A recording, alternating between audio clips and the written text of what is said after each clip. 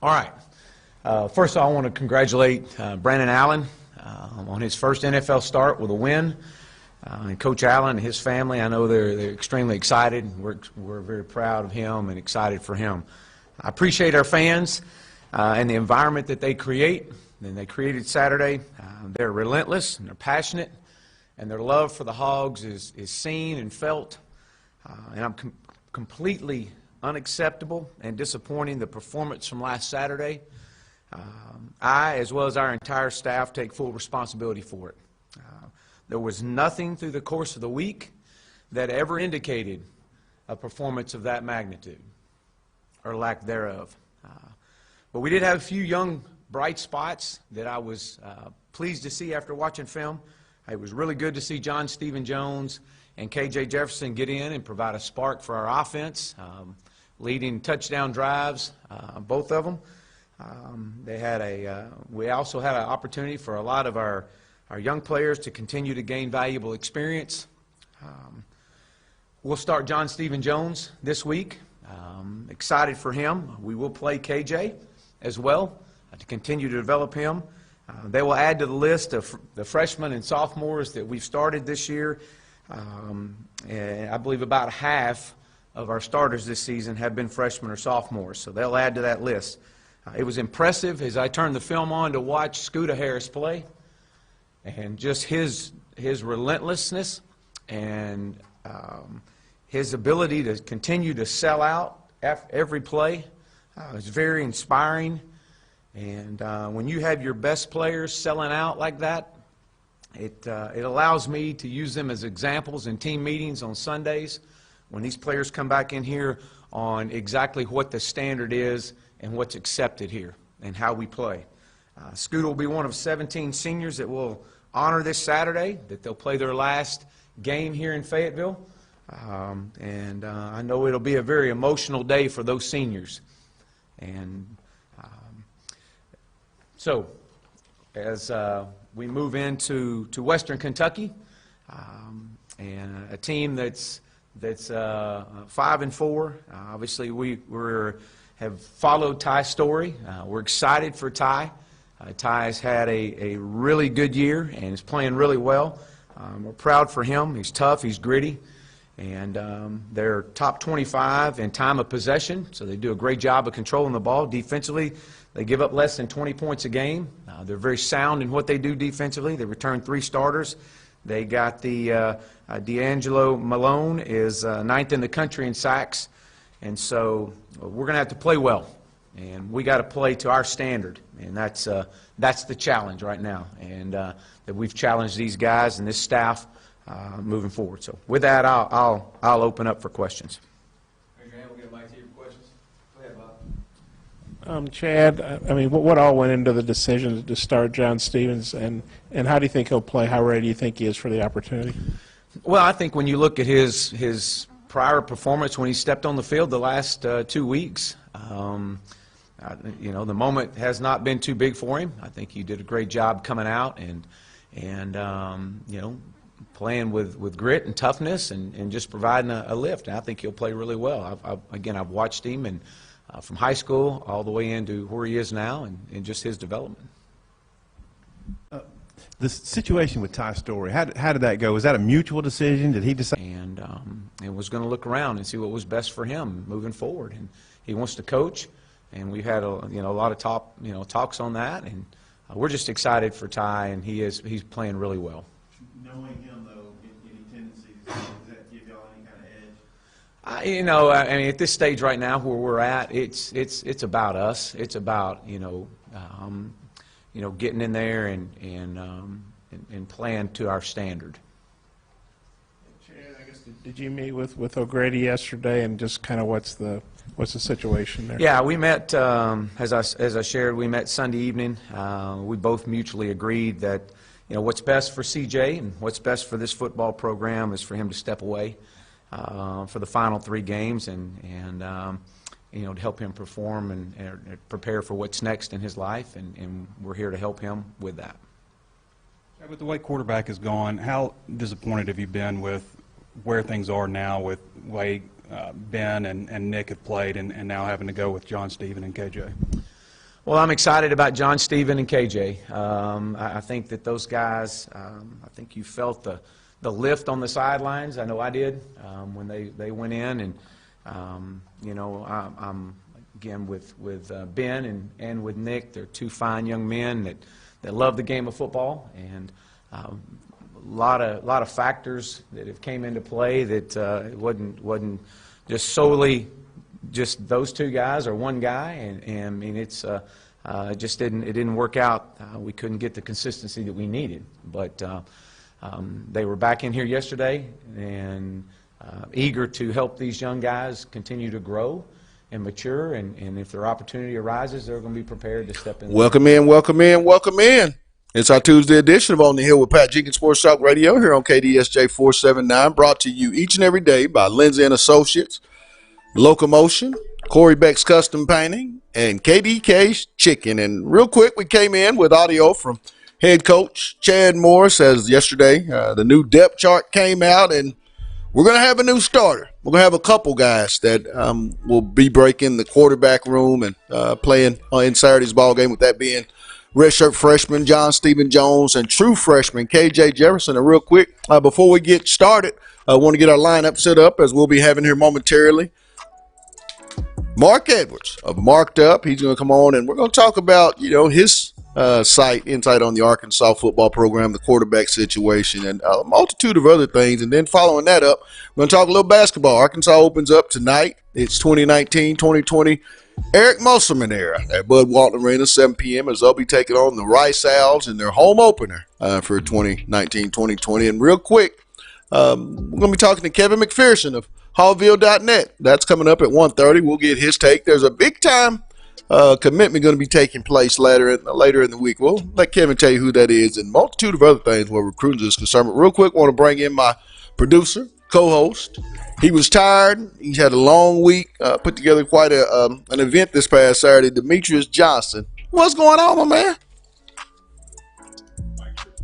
Okay, we're having a little technical issues. We'll get his words here real quick, here very, very, very, very, very shortly. But the thing that I want everybody to notice, I think when you look at the depth chart, a lot of people look at that John Stephen Jones and feel like maybe there's a little favoritism. I don't. I think it's the right situation. I think the right person is supposed to start the ball game, that being John Stephen Jones. I do think by series 3 or 4, early in the ball game, you're going to see number 13, KJ Jefferson, which I think is the future of this program going forward, just like everything this young man did. I mean, when he walked out there with 11 minutes to go in the fourth quarter, a lot could have happened for a true freshman. You could have been in there pressing, trying to make things happen that weren't there, but that's not what I saw in number 13 in KJ. I saw a young man that went out there with confidence, has been waiting and preparing for that particular moment. And to see the energy that was brought forth from the sideline into that sideline on the defensive, offensive side throughout the entire stadium was something that I hadn't seen in Donald W. Reynolds, in that environment in a long time, which lets me know that KJ Jefferson has the ability to attract great offensive linemen. He's already attracted in his freshman class when he committed last year. The remnants of that was the Traylon Burks, Trey Knox, Monte Spivey, Hudson Henry, TQ Jackson. All those guys are, here on the heels of KJ Jefferson giving his pledge to the University of Arkansas. But we're gonna step away, and it's time to get this thing rolling. I'm gonna let you see the big time possession by KJ Jefferson. Let you see what we saw, and then following him, Mark Edwards. He's up next. It's On the Hill with Pat Jenkins on KDSJ 479. Let's get it.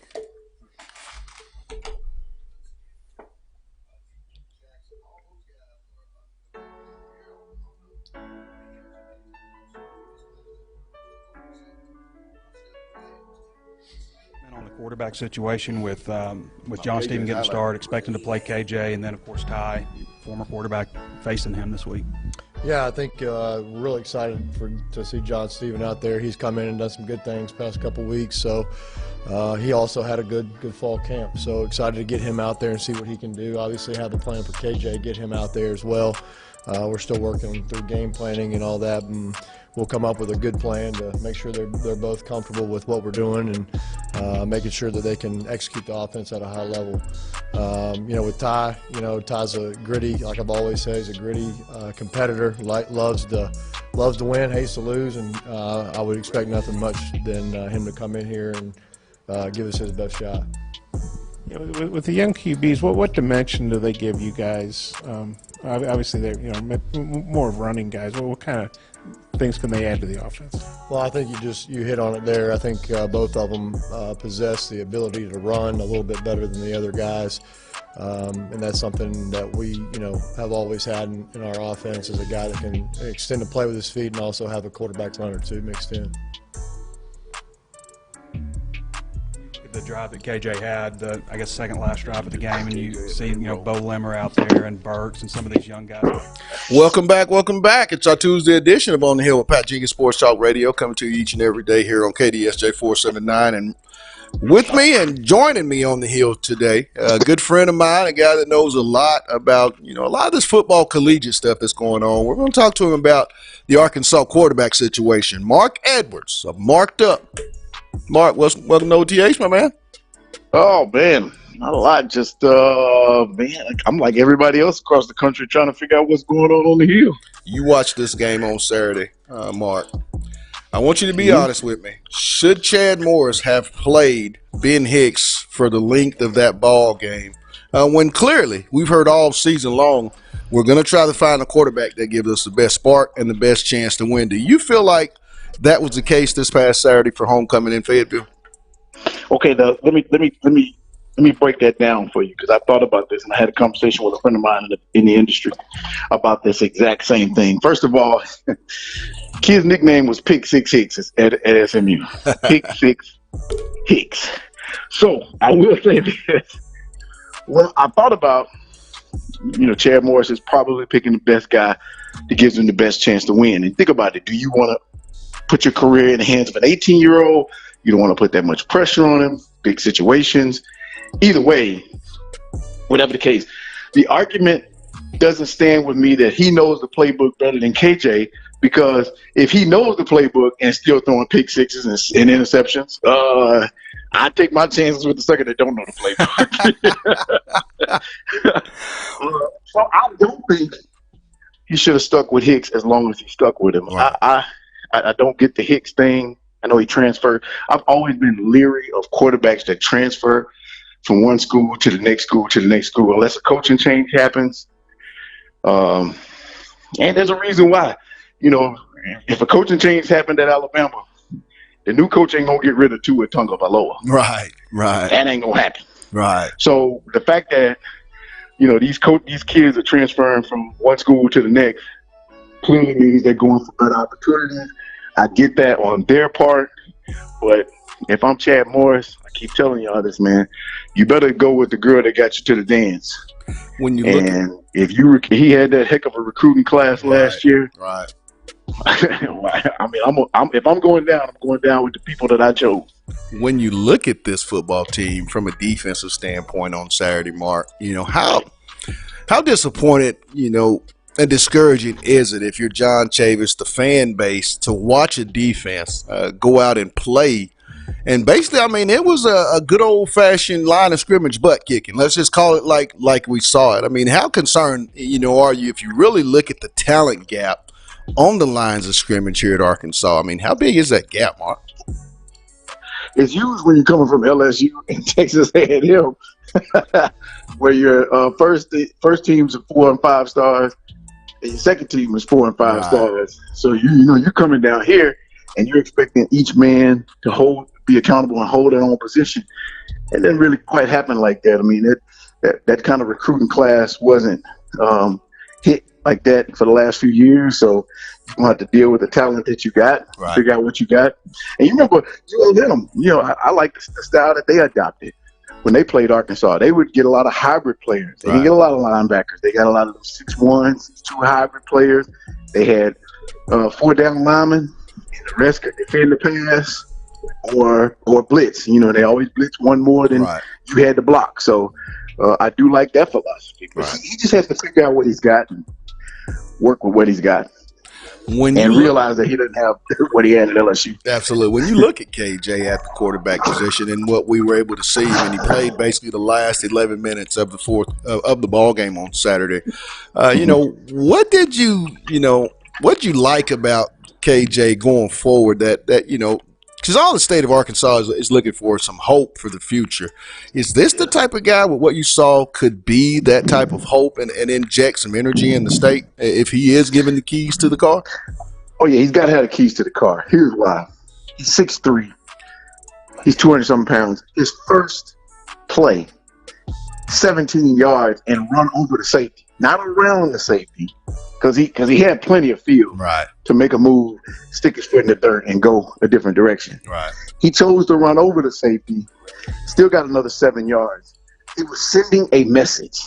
That message was, I'm serious. My brother played pro football, and I'm going to tell you something. He was sending a message. This is what I do. You think about it. Arkansas, Chad Morris runs RPOs, run pass options. Man, you can't have RPOs if you don't have R. Yeah. Nick Starker don't give you an R. He ain't gonna. How many times against Alabama did he keep the ball? Good point. None. Good point. How many times is Ben Hicks keeping the ball? None. They're not running the ball. You're not fooling anybody. It gives you the best option. Now, going forward, when do you fully give KJ the starting job? I know he's not going to be the starter this Saturday versus Western Kentucky in the home finale here in Fayetteville. But, at what point do you, go ahead and, like I said, truly give this man the starting job and start formulating your offense and building, the personnel for the future here at Arkansas around KJ? Well, see, unlike the philosophy, and I'm not second guessing Chad Morris. Realize he got the job. It's really up to him. He's done it before. One thing I hate is when us news guys start second guessing coaching as if we coached before. But I have played at a high level of college in sports, and I can tell you this: this week is the best time to get KJ in the game because now he can make mistakes. Yeah, you can't afford to lose this game, but he can make those mistakes this week and next week. And LSU is a big game for him. That's what he needs. He needs to play on that platform so he can see what it's going to be like. And then you can go into the spring. You got your starting quarterback in the spring. I like the young core, the Woods, the Corlin Jackson. I can't think. A lot of youth. Yeah, you got a lot of youth on that offense. And you need to go out and just get you some dogs, man, on defense. That's really. They don't even have to be 5-star players. Find you somebody who ain't got no grass in the front of the back, in the front or the backyard. Absolutely.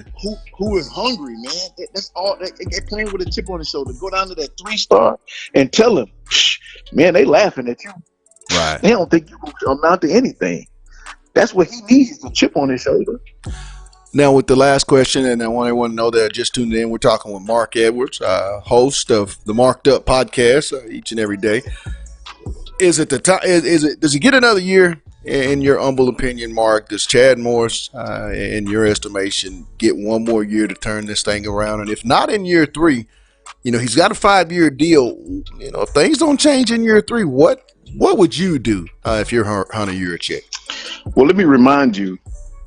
First of all, I understand that this isn't Hunter Yurachek's hire. But let me remind you, when Petrino was here, his SEC record wasn't all that good year 3. I remember talking to several members of the board, several members of the foundation about it. They weren't happy with his record in the SEC. So I get that. I get you want to win. I think Morris deserves another year, possibly two. Basically, mainly because of his recruiting class. Right. That class he got right now, those freshmen, and you throw Woods in there, man. Absolutely. You got to see if he can add to that, man. Right. I mean, if he can add to that, that's what you're missing.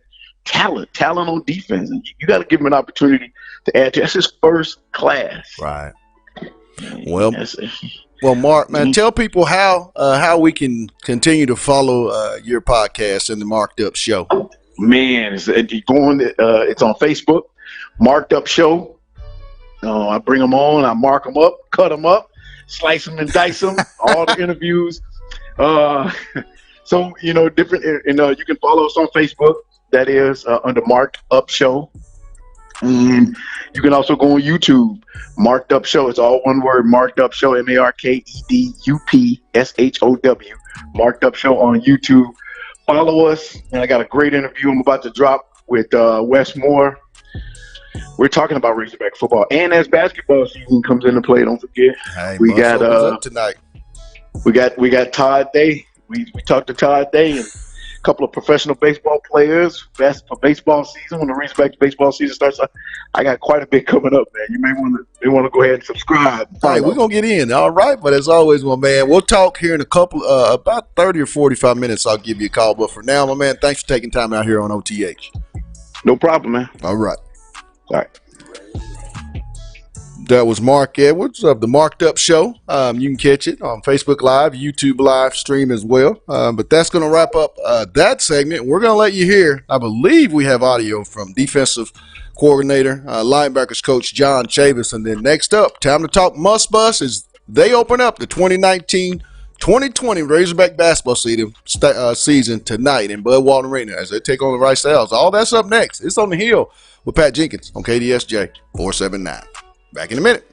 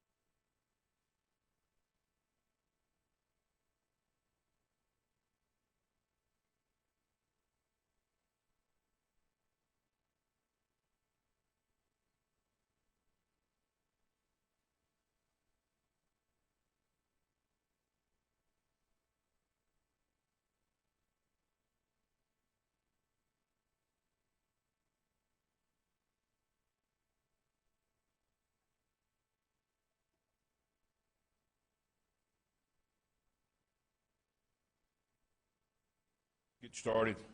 Obviously, didn't see this thing coming the way it did, and when you take a look at how we played on defense, it's not very good. Matter of fact, it's terrible. I'm disappointed in the results of the game. We certainly should have and could have played better, and all that's on me. So when you start thinking about asking questions. I'm going to reflect everything right back to me because it's my responsibility for the way this defense plays. And I accept that and understand it. I've done it long enough to know, so here we go. I'll start taking questions now. Raise your hand, we'll get a mic to you. Go ahead, Trey. Coach, with 30-plus years experience that you've had, how has it gotten to this point with all the knowledge and everything that you've accumulated over the years to be where you guys are on defense the last couple of years? Well, I think it's a combination of things, and again, it goes back, to us and to me, and certainly, let's just tell the truth. It was broken when we got here, and we hadn't fixed it quick enough, what we did Saturday was unacceptable, and we can talk about how young we are. Welcome back. It's our Tuesday edition of OTH here on KDSJ 479. And real quick, want to give a shout out to the sponsors that make this possible. Lindsay and Associates, with an office location in Fayetteville, an office location also too in Rogers. Locomotion is located just below the Northwest Arkansas Mall in Fayetteville. Corey Beck's Custom Painting and KDK's Chicken at 989 Razorback Road. Go down and see Keaton, Kathy. Get your plate of love. Like they say, it's not your mama's. The best chicken and waffles in the South.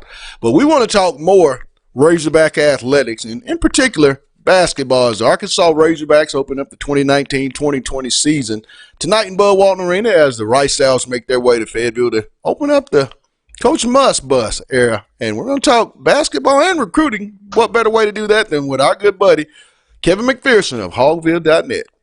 K-Mac, welcome back to OTH, my man. Bud, I always love being with you on the show. Thank you for having me. A lot's going on. Big decision came out today as a big 2020 prospect that Coach Musselman and the state of Arkansas would love to have called the Hogs. Could you tell us who that prospect is and where are things with some of these guys? Because I've noticed there's been some moving and shaking happening here over the last 24 to 48 hours pertaining to Razorback basketball. Well, yeah, you've got Moses Moody today. He made an announcement on Instagram and Twitter that he's going to publicly announce his commitment on this coming Saturday in Little Rock with his family, November 9th. So that's just a few days away. And really it's down to, I think, Arkansas and Michigan. He recently, last week, included Virginia in his final three, defending national champs, but he hasn't visited there, and they're kind of late to the party. So if he's making a commitment announcement, it's coming down to Arkansas and Michigan on Saturday. He's going to do that around 6 o'clock Central Time, like I said, here in Central Arkansas. And Little Rock, his hometown. Here's a guy that's been rated as high as a top 25 star. ESPN right now has him at number 29 in the country. So just a high-level guy. That's projected in some NBA mock drafts in the 2021 draft. So that'd be after, presumably after his freshman season, even. That's something that, we talk about one and done guys. Arkansas really hasn't had that kind of a player. Bobby Portis and Daniel Gafford both left as after sophomore season. So we'll see where that ends up with Moody, whether he ends up at Arkansas or Michigan. Is he a one and done? But I know Arkansas fans would love to have him. And when you look at all the talent in this class, 5 guys rated in the top 100. We know Devontae Davis out of Jacksonville, the 6'4" point guard's committed. But there's 4 other guys, including Moody, that Arkansas would like to get. And if a Moody commits to Arkansas on Saturday, there could be a domino effect there. Now, here's the other caveat here. From Moody's camp, I'm hearing that he may wait until the spring to sign. So, a little bit of an interesting take there. Let's say that he commits, whether it's Michigan or Arkansas, with the signing period just a few days away, and it only lasts 1 week. Well, if he's waiting until the spring, it's just odd timing to commit maybe now, right, while waiting for months till mid-April to actually make it official. So, got to keep an eye on those dynamics as it plays out in the next few days. What's the status of Jalen Williams, the big-time 6'10" / combo forward there at Northside down in Fort Smith, and also Chris Moore are 2 guys that took their officials to Auburn this weekend. Where's the status with those guys, and in particular, where's Jalen at as far as the Hogs are concerned? Well, that's a great question. Jalen's going to be at the Rice game. He just visited Auburn, like you said, with Chris Moore over the weekend. He's going to be at the Arkansas-Rice game tonight. I'll see him in Fayetteville here, and you will too. Yeah. We'll both be there at Bud Walton. And he said he's most likely going to take another visit to Arkansas this weekend. Now, that's not cast in iron. It's not set in stone. But he said he's 85 to 90% sure that'll happen. Another source has told me that there's some other dates they may be looking at that's not a set thing, but it's looking that way that it may happen. So that's going to the game tonight, being back on campus potentially this weekend. You got to think. Now, he's also got an official visit set up, Pat, for Texas A&M, and he's got that November 15th through the 17th, that weekend, that's smack dab in the middle of that early signing period. That complicates things, right? Right. In terms of making an announcement if he keeps that visit date. Now, let's see if he gets on campus not only tonight but this weekend at Arkansas. Let's see if that changes things or speeds things up. But he's also said just last night to me that he's most likely going to wait till the spring period. So you've got these Arkansas kids. Kalen KK Robinson told me yesterday, I tweeted it out, he's going to announce his college decision, his commitment, the weekend of his Thanksgiving break. Well, that runs November 22nd through December 2nd.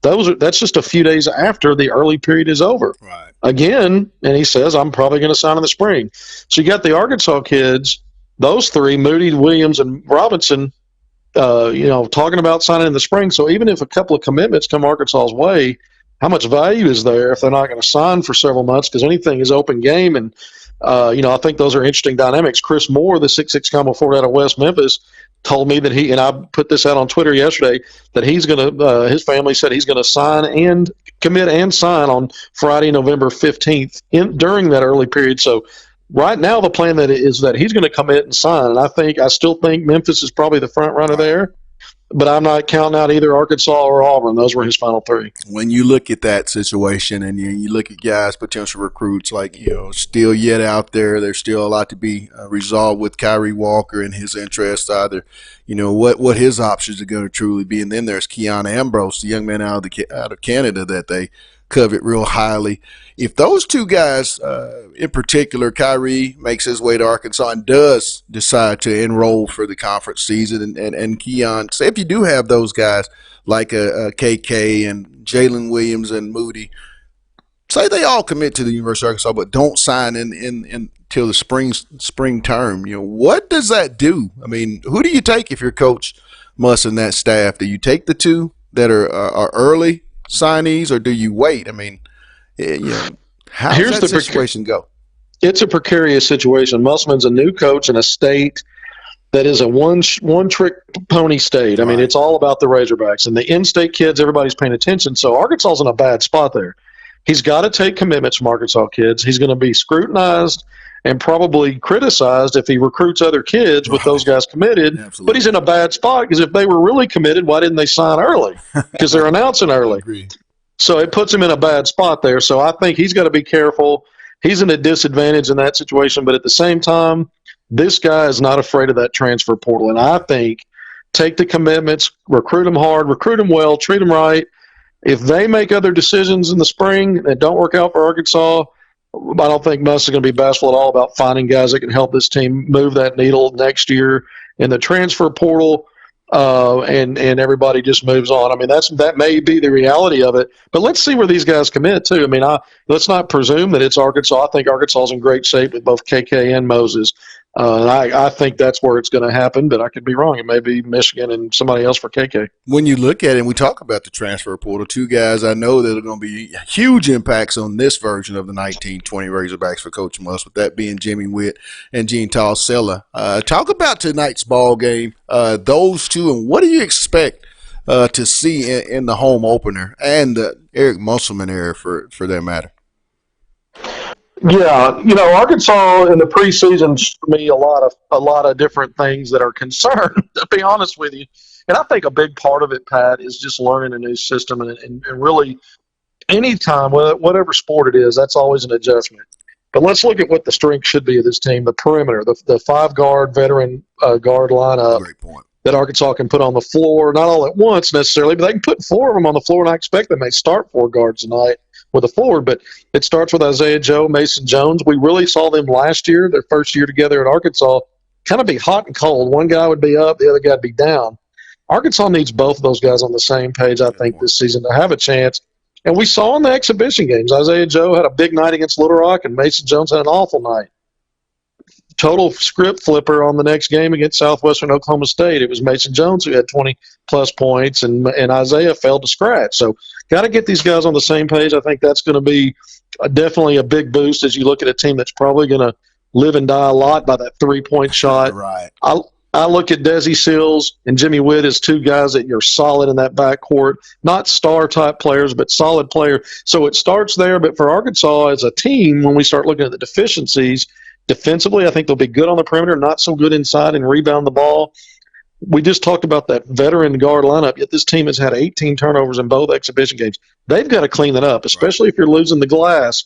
You can't give the ball back to the other team on just sloppy giveaways. Right. And the other thing is, because I think they're undersized, we saw a lot of fouls, and we saw the opponents, Little Rock and the Division II team out of Oklahoma, both shot a lot of free throws in those games. So those are all concerns going into a regular season when we know any given night a mid-major can jump up and bite you. Rice is going to come in tonight with nothing to lose and everything to gain. They got a veteran team coming back. Even though they were only 13 and 19, they've got guys that can score the ball, and they're a good three-point shooting team. I like the matchup for Arkansas, though. I just said Probably Arkansas is going to struggle with size and guys that can play inside. I think Rice is a more perimeter-oriented team. We'll see if they've added pieces to shake that up a little bit. But if not, I think Arkansas's matchup is good, at least on paper, going in. Talking with Kevin McPherson of Hogville.net, and the Pig Trail Nation does all Arkansas basketball recruiting information for us here each and every week here on OTH. And just real quick, before I let you go, in your estimation, Arkansas, with the SEC coaches and the media picking them 11th in the conference, will the Hogs finish 11th, or will they do as always for the last few years, finish higher than what some of the national media they might think? How do you think this team finishes? Yeah, you know what? It's really too early to call, but I'm going to answer the question the best I can. I think part of what Mike Anderson did, his teams always started slow in SEC play and came on strong in those last 10 games. This is a new era. It's a new system, and this team is short on size and depth. Only 9 scholarship players available. Connor Vanover, we'll see if he ever gets cleared to play this year, but it doesn't look good right now. So having said that, I think Arkansas is going to struggle at times. And I could see them landing really from my vantage point anywhere from 9th to 11th. I think they've been picked in the right spot. I think 19 wins might be a ceiling overall for this team. And I'm thinking 14 or 15 wins may even be closer to reality than 19. Right. That's based on some of the problems I saw in the preseason. Let's not forget Eric Musselman is a renowned X's and O's guy. He's going to figure things out. An X's and O's coach. He's going to figure things out for this team. And so, he may just from coaching alone and problem solving and figuring out personnel rotations, combinations, may fix some of that. We may see Arkansas take some bumps early. We may see Arkansas take bumps late. We talked about how Mike's teams finish strong. If you're short on numbers and you've got guys playing heavy minutes, that's going to get into their legs late in the year. And for a 3-point shooting team, that can be problematic. Listen, I'm not trying to be negative, but I think this team might struggle year one. All right. Well, as always, my man, I'll catch you up at the press roll. You have a safe trip up, Kevin. And as always, my man, thanks for taking time out here on OTH. Good to be with you, Pat. All right.